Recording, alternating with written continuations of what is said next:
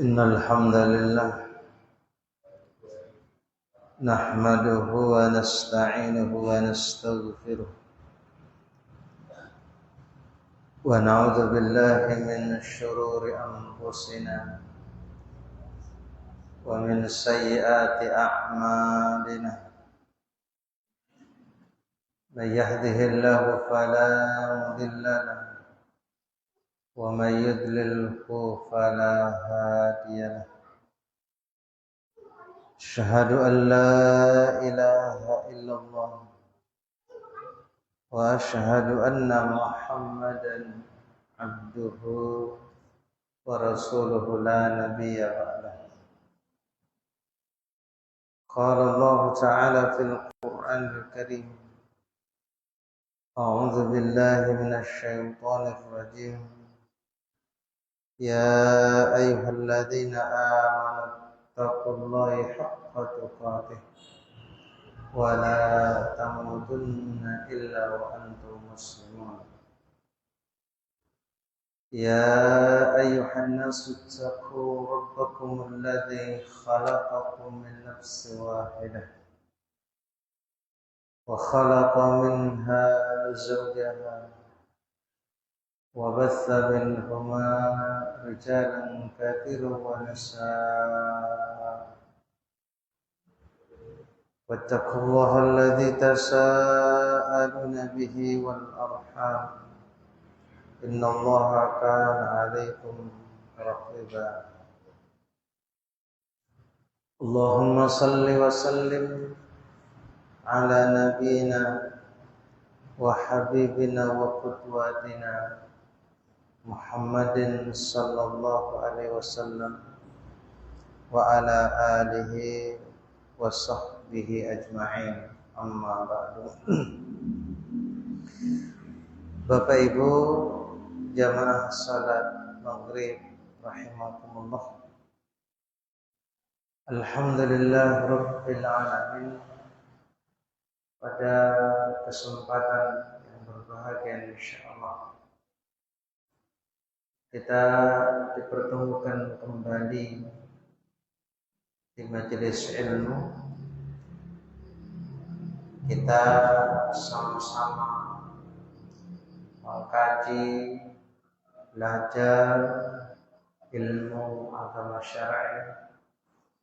Bil khusus pada malam ini kita mencoba untuk mengambil hikmah dari beberapa goresan sejarah tinta kemasan kehidupan Nabi Sallallahu Alaihi Wasallam, dan semoga Allah Subhanahu Wa Taala memberikan pemahaman yang baik kepada kita. Kemudian kita berusaha dan tentunya memohon dan berdoa kepada Allah agar bisa mengamalkan ilmu yang sudah sampai kepada kita.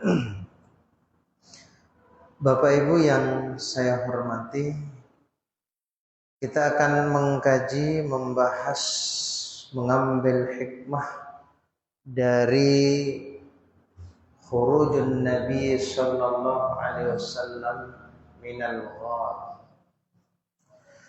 Keluarnya Nabi dari gua. Gua yang dimaksudkan di sini adalah gua Bathur. Ini kita lanjutkan kajian sebelum Ramadan pembahasannya. Yang pertama, ba'da an inqata'al bahthu 'anir Rasul sallallahu alaihi wasallam. Sesudah pencarian yang dilakukan oleh orang-orang kafir Quraisy Arab jahiliyah pada saat itu berhenti. Ini kan menceritakan tentang hijrahnya Rasulullah ke kota Yasrib. ba'da an inqasa'al bahthu 'anir Rasul sallallahu alaihi wasallam, setelah orang-orang kafir itu dengan berbagai macam cara yang mereka pergunakan untuk menemukan Rasulullah, karena yang mana sebelumnya mereka sudah berusaha untuk membunuh Nabi sesuai dengan keinginan ataupun rancangan mereka yang mereka sudah susun sedemikian rapi. Tapi kok Nabi lolos, gitu kan? Ceritanya kan begitu sebelum kajian di pembahasan ini. Orang-orang kafir sudah berputus asa. Pencarian yang mereka lakukan itu sudah maksimal, Nabi itu lolos. Setiap jalan yang ada di kota Mekah, setiap lorong yang ada di kota Mekah, itu mereka jaga. Mereka pasang di situ seseorang agar nantinya mereka kalau Nabi lewat di situ langsung ketahuan. Sambil nawan itu menghunus pedang. Setiap jalan ditutup, ditempatkan orang-orang di situ, bahkan dijanjikan Bapak Ibu sekalian, siapapun yang menemukan, yang mendapatkan, yang menginformasikan tentang Rasulullah, mereka akan mendapatkan hadiahnya itu, sayembaranya itu berapa? 100 ekor unta betina. Bayangan 100 ekor unta betina.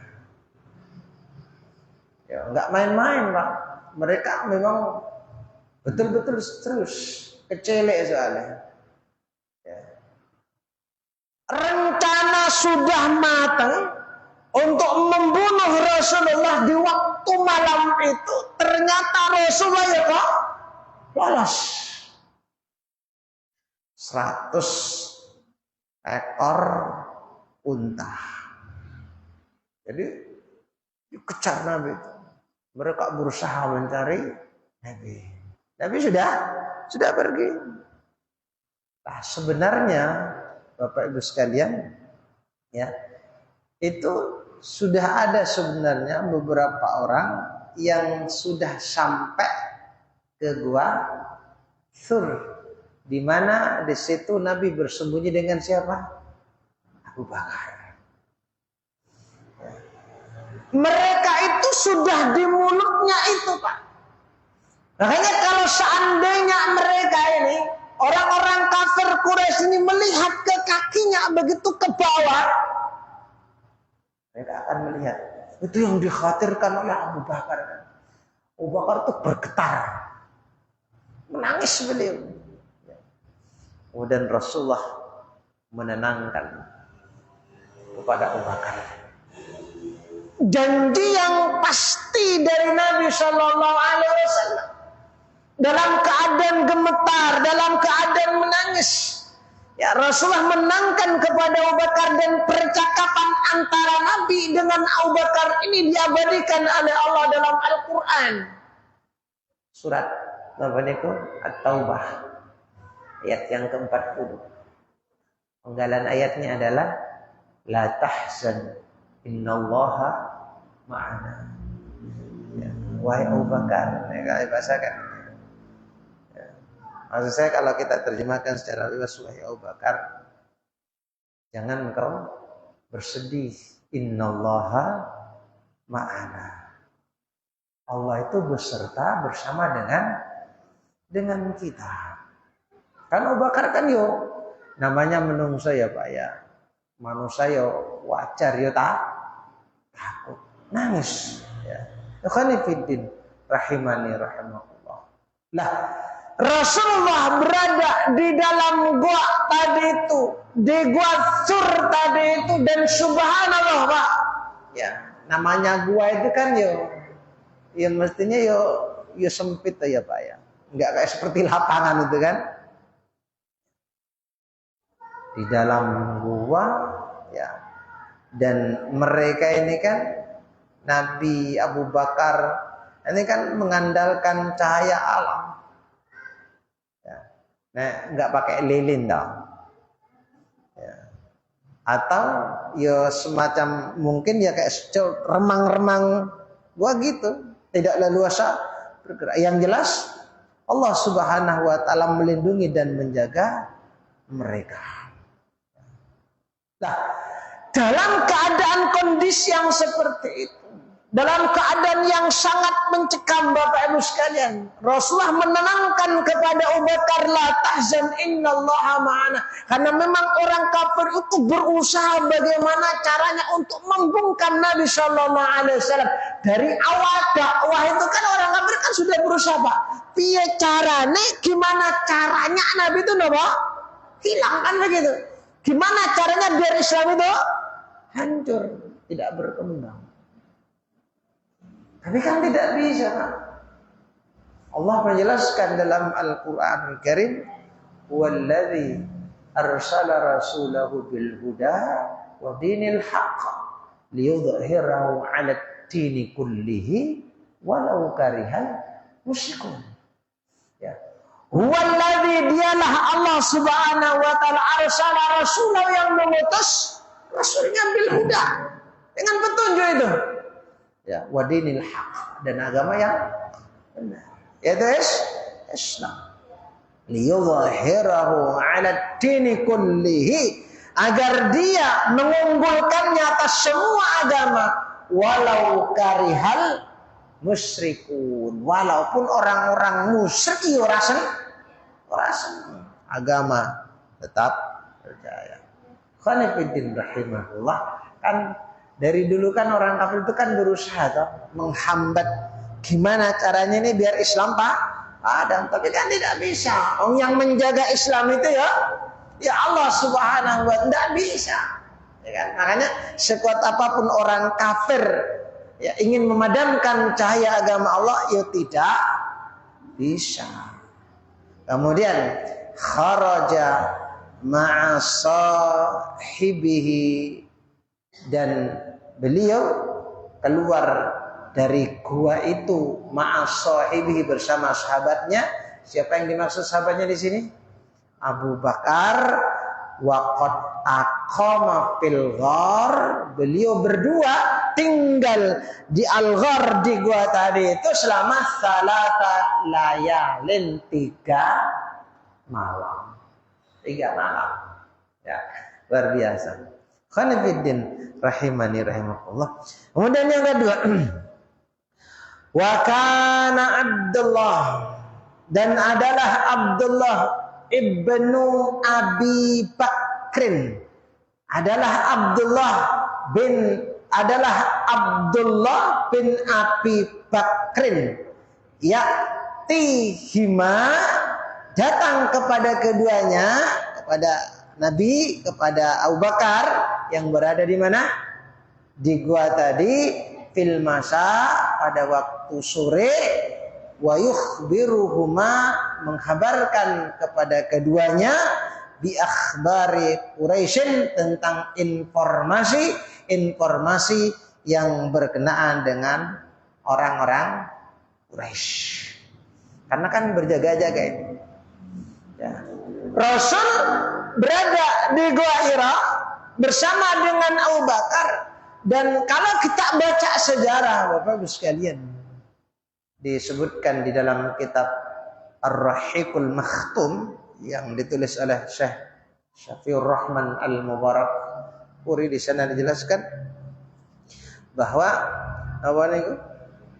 ataupun di kitab-kitab yang lainnya, bahwa Abdullah ini bermalam bersama Rasulullah ya di dalam di dalam gua.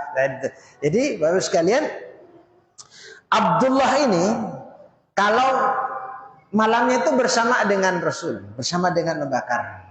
Kemudian meninggalkan beliau-beliau di gua ini kan di waktu pagi, pas waktu sahur itu. Lah siangnya itu bersama dengan orang-orang kafir Quraisy di Mekah. Jadi seolah-olah Abdullah bin Abu Bakar ini itu seolah-olah bersama dengan orang-orang kafir Quraisy di Mekah dan tidak keluar. Karena memang Abdullah itu datang di waktu sore, di waktu malam menemui Rasulullah. Nanti di waktu pagi, beliau pulang ke Mekah. Jadi yo koyo Abdullah nggak keluar gitu kan? Karena memang subhanallah, Abdullah ini kan Abdullah bin Abu Bakar ini kan orangnya sangat pemberani betul, sangat pemberani betul. Ya. Jadi di waktu siangnya bersama dengan, maksudnya di Mekah, nanti malamnya bermalam di gua tadi itu. Lah tujuannya apa? Ya, Abdullah ini mengorek informasi apa gerak-gerik daripada orang-orang Quraisy ini.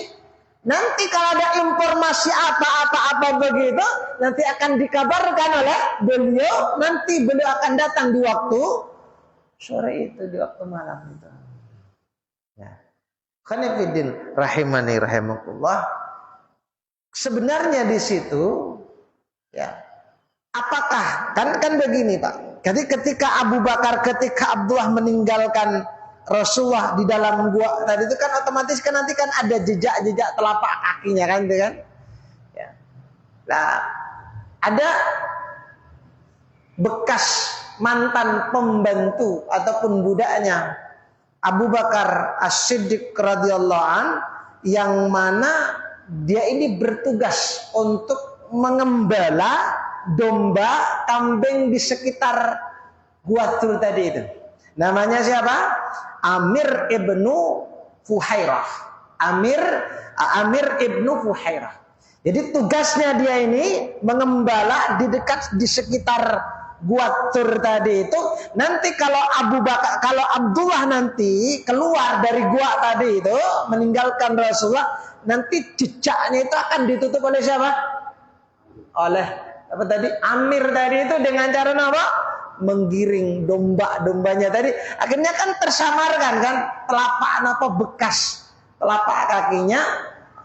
Jadi subhanallah, memang diatur sangat indah sekali Pak. Sangat indah sekali. Ya, sangat indah sekali.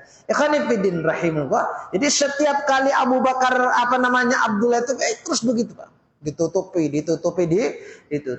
Ikhwani fillah rahimani rahimakumullah. Ya, ini memang betul-betul sempurna perlindungan Allah Subhanahu wa taala. Kemudian yang berikutnya.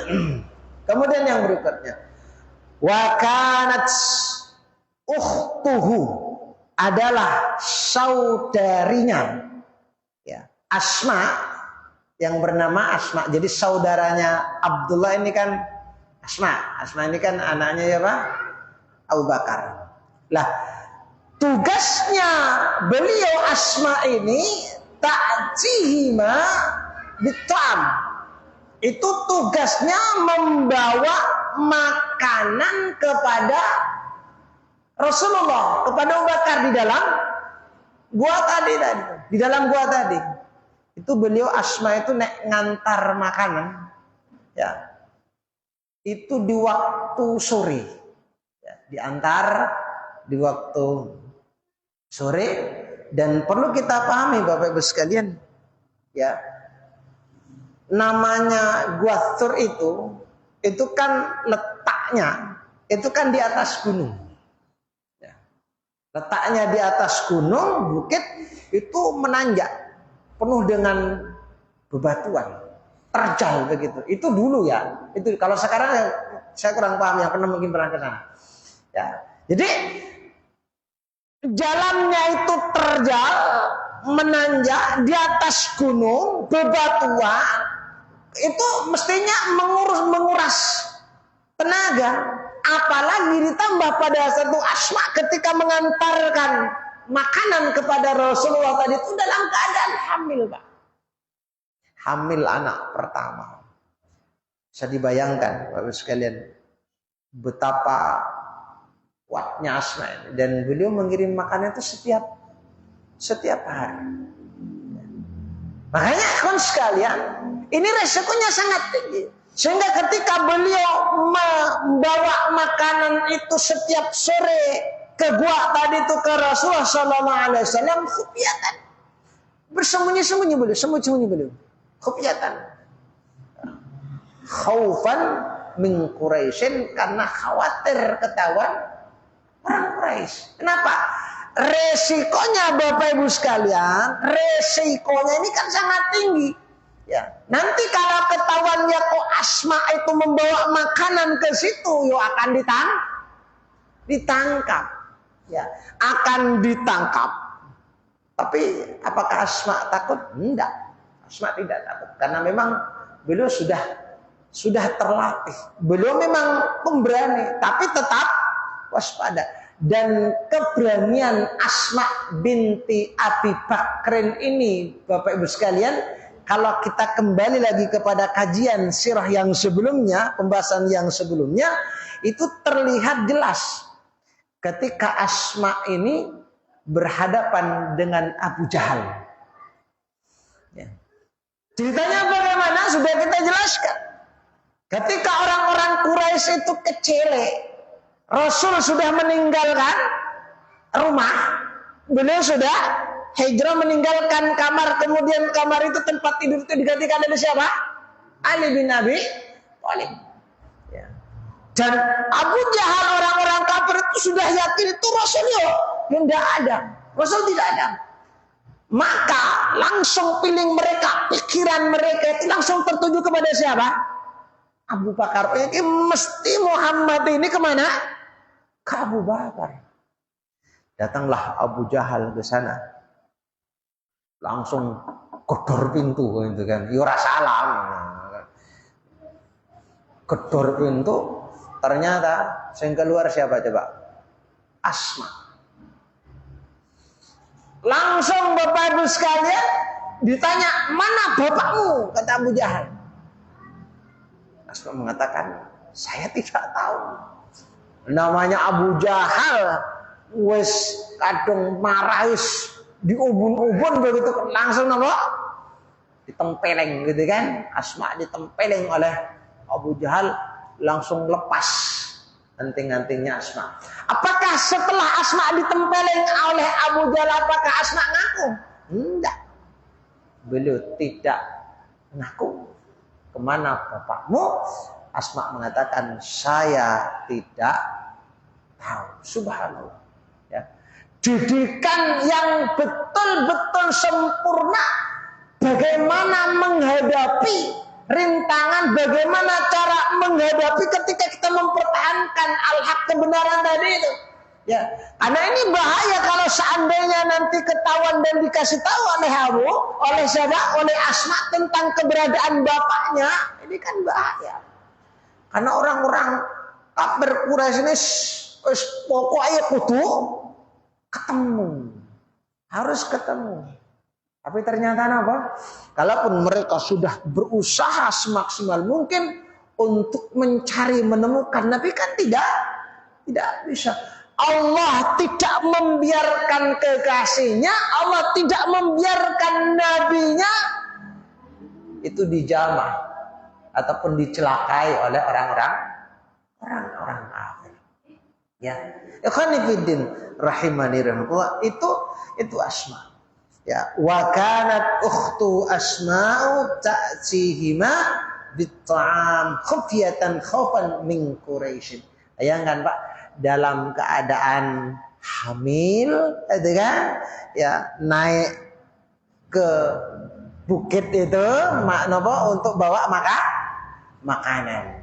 Yo, kondisinya dulu sering kita sampaikan ya, itu tentunya berbeda dengan hari ini. Bayangkan Pak, posisi hamil, nek jenengan nek umpama jenengan kira-kira kuat ora. Ada begitu. Ya, luar biasa, tapi Asma tetap lanjut mengirimkan makanan itu walaupun risikonya ya tahu. Risikonya ya napa? Nah, terus bagaimana caranya untuk menghilangkan jejak itu juga? Kan kalau Abdullah tadi kan meninggalkan Rasul di gua tadi itu di waktu apa? Di waktu pagi, di waktu sahur itu, kemudian nanti kembali di waktu malam, itu kan ditutup oleh siapa? Oleh Amir tadi itu. Bin Fuhairah tadi itu. Dan ternyata sama juga. Amir itu juga bertugas juga untuk nutup itu. Jadi tugasnya kan dua tadi ya. Ya, atau gembala kemudian nutupi bekas-bekas telapak kakinya Abdullah dan Asma. Subhanallah. Ya. Ikhwani fiddin rahimanillah. Kemudian yang berikutnya. Walamma ja'ahuma ad-dalil. Tatkala penunjuk jalan sudah datang. Betul nggih? Walamma ja'ahuma ad-dalil. Nomor 4 nggih. Ketika penunjuk jalan itu sudah datang, birrohilataini, dengan membawa dua tunggangan kendaraan, ya ini apa? Unta. Siapa penunjuk jalan yang dimasukkan di sini? Abdullah bin al-Uraiqid. Ya. Ini kemarin kan sudah kita sampaikan, okay? Ya. Karena Bapak Ibu sekalian, sebelum Rasulullah itu sampai, sebelum ketika Nabi itu mau berangkat ke Gua Thur tadi itu, ya, itu Rasul Abu Bakar itu kan sudah ada kesepakatan, ada deal-dealan, kan? Ya, dengan siapa? Abdullah tadi, Al-Uraiqid tadi. Ya, nanti nek sudah 3 malam saya berada di gua, maka silahkan kamu datang dengan membawa kendaraan yang sudah dikasih kepada siapa tadi? Abdullah bin Al-Uraiqid tadi. Dan Abdullah ini kan pada saat itu masih kafir. Tapi Rasul percaya kepada Abdullah ini. Ya, masih dalam keadaan kafir. Nanti nek sudah 3 malam, nanti kamu datang ke gua, temui saya, itu kan nanti akan dilanjutkan apa?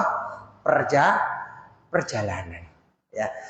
Walamma ja'ahum ad-dalil birrahilataini fi sabahil yaum as-salis, di pagi hari yang ke-3.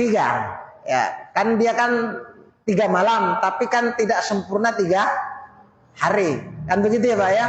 Fi sabahil yaum as-salis raqiba, beliau berdua mengendarai, wasara, kemudian beliau melakukan perjalanan berangkat qasidaini al-Madinah, menuju ke arah Madinah. Jadi Abdullah bin Al-Uraiqid ini disewa oleh Nabi sebagai penuntun jalan nanti ke mana?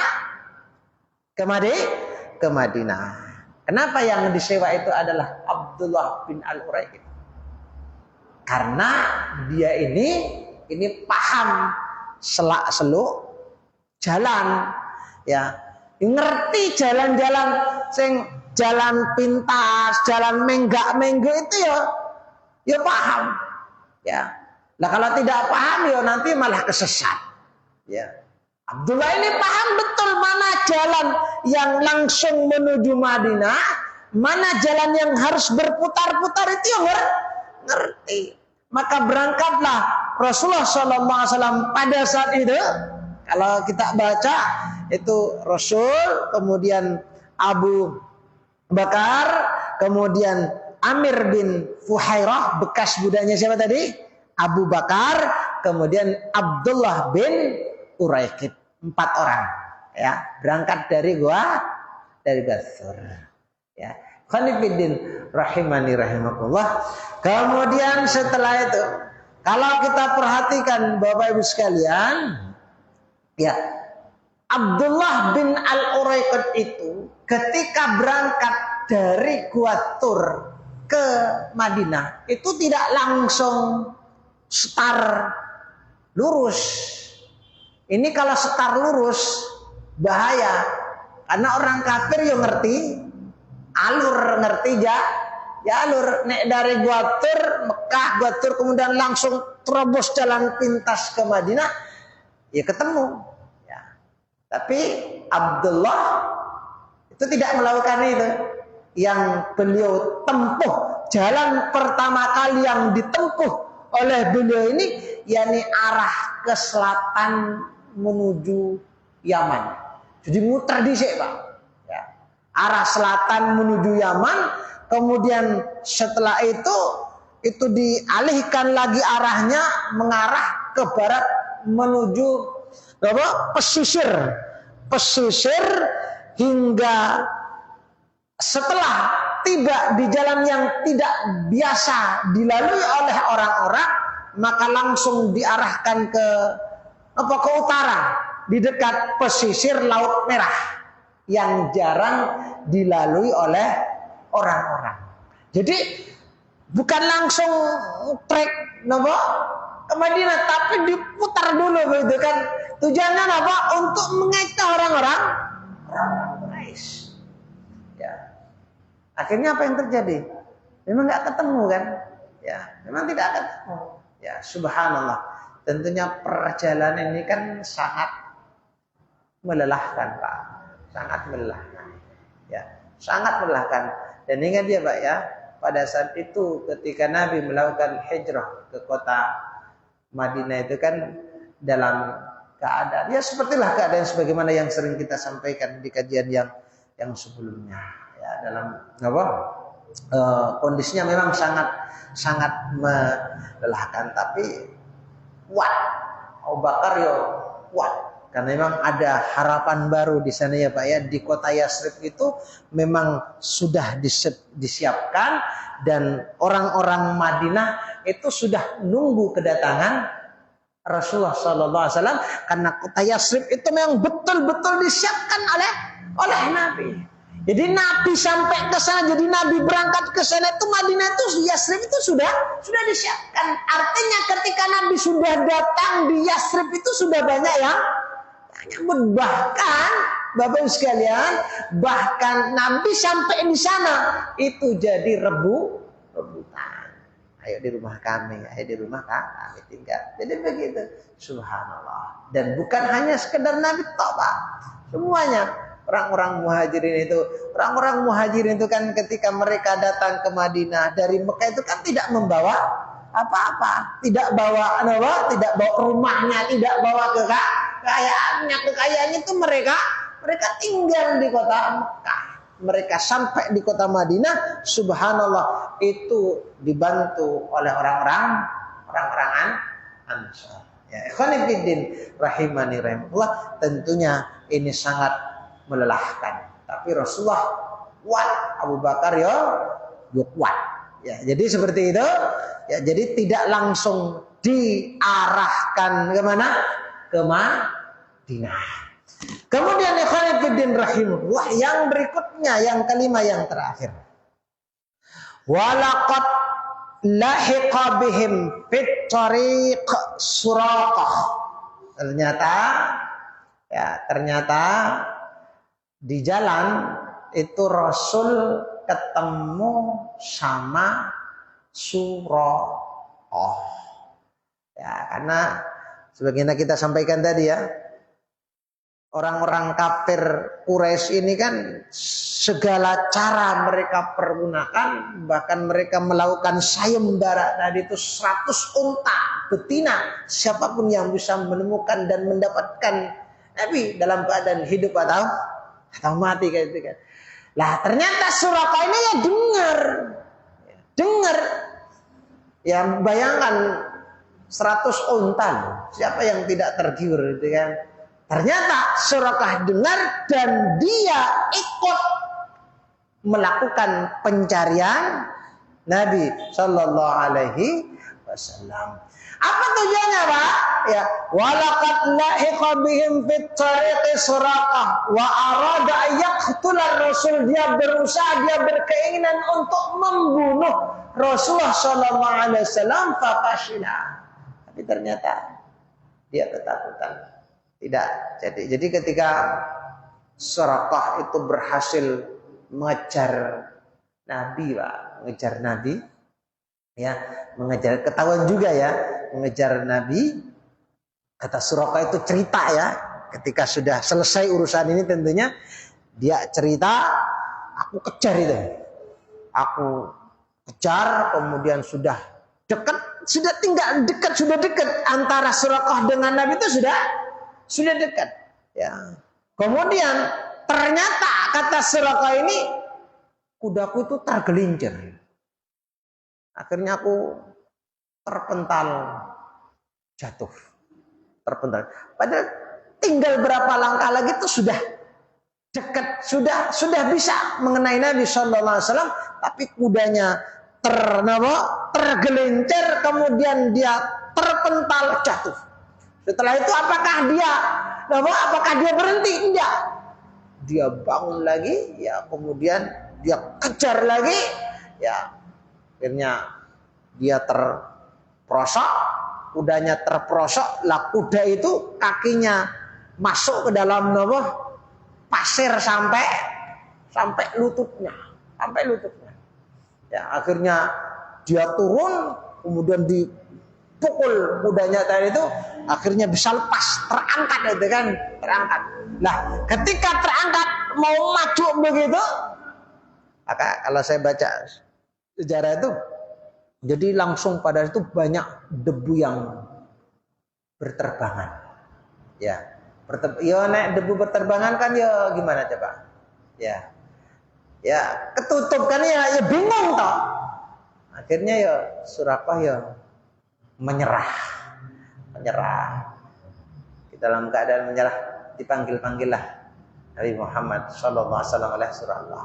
Ya, akhirnya Nabi mendatangi, atau Suraqah yang mendatangi Nabi pada saat itu, ya. Kemudian dalam batinnya Suraqah ini, mesti aku ditahan oleh Nabi. Bayangkan, sudah dalam keadaan lemah, sudah dalam keadaan ketakutan, kan begitu kan? Sudah dalam keadaan ketakutan pada saat itu, yang tergambar dalam pikirannya Suraqah itu, mesti saya ini ditangkap, ditawan oleh Muhammad. Apa yang terjadi, Pak? Ternyata Suraqah tidak ditawan ya oleh Nabi Muhammad, justru dimaafkan oleh Rasulullah Sallallahu Alaihi Wasallam. Lah pada saat itulah Bapak sekalian, karena Suraqah ini tidak diapa-apain oleh Rasul, Suraqah menawarkan bekal pada Nabi. Malah Arab dikai bekal sama Suraqah. Padahal awalnya dari pagi Suraqah itu bersemangat betul untuk membunuh Nabi, karena ganjarannya tadi Pak 100 unta ketemu sama Nabi yang melempem itu kan ya, luar biasa itu kan, 100 unta nih Pak ya. Justru apa yang terjadi? Ya, Suraqah menawarkan bekal kepada Rasulullah, tidak dihiraukan oleh Nabi. Ikhwan fillah rahimani rahmatullah. Cuma Rasul tidak minta apa-apa, cuma Rasul minta satu. Apa permintaannya Nabi? Jangan engkau bicarakan, jangan kau sampaikan atau engkau rahasiakan perjalanan kami. Begitu kata Nabi. Dan itu diamini dan dapat disetujui oleh Suraqah. Daripada maksudnya dia rampung toh, tapi kan Nabi kan memaafkan Suraqah. Akhirnya Suraqah ini pulang. Tapi sebelumnya dia ini cerita, Pak. Suraqah ini jujur kepada Rasulullah bahwa aku melakukan seperti ini. Ya tadi itu sebelumnya orang-orang Quraisy itu yang melakukan apa tadi? Sayembara tadi itu, ada hadiah siapa yang bisa menemukan, kan 100 unta. Aku yo melu kan itu kan. Akhirnya aku yo melu, tapi tadi itu ternyata tidak jadi, malah mau nawarkan perbekalan kepada Nabi. Akhirnya Suraqah pulang ke kota Mekah, sampai di kota Mekah. Benar Pak, Suraqah tidak menceritakan itu kepada kepada orang-orang kafir Quraisy, kepada kaumnya. Dia mengatakan ketika mereka bertanya, kamu gimana? Ketemu nggak sama Muhammad? Ketemu nggak? Ketemu nggak? Apa kata Surah? Enggak, saya tidak ketemu. Saya tidak mendapatkan kabar tentang Muhammad. Padahal dia barusan tadi, ya, barusan ketemu dengan Rasulullah SAW. Kata Suraqah, ya sudahlah. Nek kalau saya bahasakan ya, kalian ora sah golek-golek meneh, ora sah metu wis ning kene, wis diam aja di sini di Mekah, tidak usah berangkat. Kalau batinnya mungkin ya wis percuma, itu kan percuma. Saya sudah membuktikan tidak bisa. Pengen membunuh Nabi ternyata tidak bisa. Karena memang dijaga oleh Allah Subhanahu wa taala. Nah, kalau Nabi kena sama Suraqah, kena apa? Itu gimana coba? Kan tidak mungkin. Islam belum sempurna, dan memang Nabi dijaga oleh Allah Subhanahu wa taala. Itu kan baru awal-awal dakwah, ya, baru awal-awal dakwah. Kan berarti kan dakwahnya Nabi sudah berapa? Sudah 13 tahun berarti ya Pak ya? Karena dakwahnya Nabi di Mekah berapa? 13 tahun kan? Betul ya? 13 tahun, yang 3 tahunnya itu secara sembunyi-sembunyi, yang 10 tahunnya itu terang-terangan, kan total dakwahnya Nabi itu kan 23 tahun. 23 tahun itu hasilnya luar biasa. Orang kafir bertekuk lutut di hadapan Nabi Shallallahu Alaihi Wasallam. Jadi begitu Pak ya. Ya 13 di Mekah, 10 tahun di Madinah. Totalnya 23 tahun. Khonifuddin rahimani rahimakumullah. Demikian yang bisa saya sampaikan. Sudah masuk waktu sholat isya, tinggal berapa menit saya lanjutkan. Kenapa sudah masuk Pak? Sudah. Mudah-mudahan bisa memberikan manfaat. Wabillahi taufiq wal hidayah. Wassalamualaikum warahmatullahi wabarakatuh.